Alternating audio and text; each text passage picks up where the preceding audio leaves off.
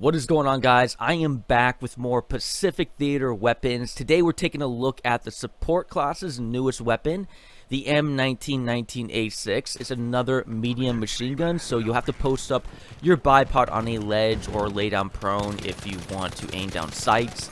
This new gun is basically the opposite of the popular MG42 and its stats, so I'll show you here what I mean in a little bit. You'll notice right at the very start of pulling up its stats, the control is already almost maxed out now. With its control this high, it effectively makes it the highest control out of any gun in Battlefield 5. Which makes sense. You'd have a medium machine gun make it there since it does have a bipod, of course. So you have some bolt action rifles from the Recoil class that get pretty high with this control, but those have really slow rate of fires. So this beats out all the other really solid controllable guns like the M1922 and the MG34 that are in the support class.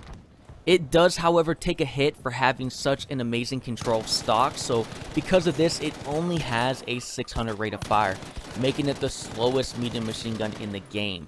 I'm sure that slow rate of fire contributes to having such amazing control, but that's the trade-off you get if you want a gun that can be as stable as this one. The accuracy for the gun stock is pretty impressive too. It beats out all the other guns stock and still beats them out with all the gun's accuracy specializations equipped. The closest gun that gets to tying the M1919a6 in accuracy is the S2-200, but it significantly beats out the M1922 and beats out the MG34 as well. This gun is actually pretty impressive, and it's another beast of a weapon that's made it in our Pacific Theater update. What really, though, is insane about this gun is its magazine size. For a while now, I've personally thought if you had equipped the extended belt for the M1922 MG, then in my opinion, it made it one of the best medium machine guns in the game, because you have that 250 round magazine for the gun, and you could basically fire the gun non-stop, and it's one of those guns that I felt like whenever I jumped onto the battlefield, I did well with.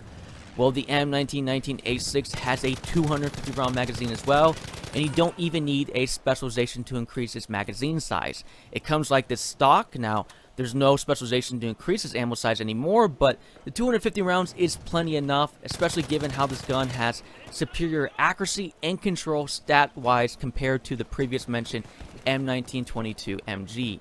The only thing the M1919a6 is really inferior with is its rate of fire, with its only 600 rate of fire.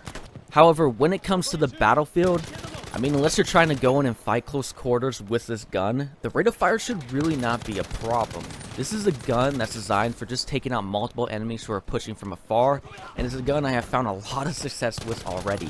I do hold off calling it the best medium machine gun because of its slower rate of fire. Like I was saying earlier in this video, it's the complete opposite of the MG42. With the MG42's light bolt specialization equipped, it has a 1200 rate of fire, literally doubling the M1919's 600 rate of fire. Of course, having such a high rate of fire kills its accuracy and control, and that's why you're seeing the polar opposites of spectrums for these two medium machine guns.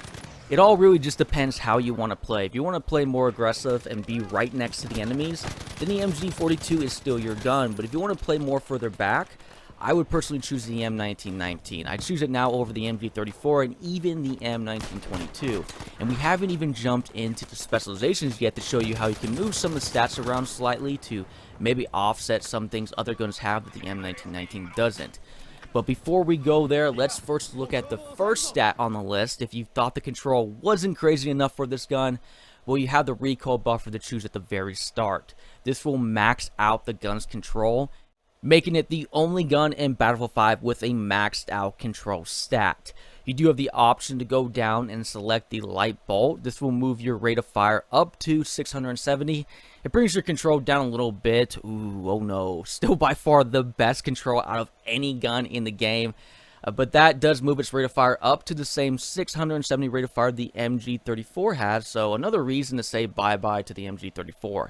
It's still a little bit slower than the M1922's 770 rate of fire, so that should be noted, but remember, the accuracy and the control for the M1919 is far superior. I, however, didn't go with the light bolt. I went on the right side and chose the improved bipod, which improves accuracy when using your bipod.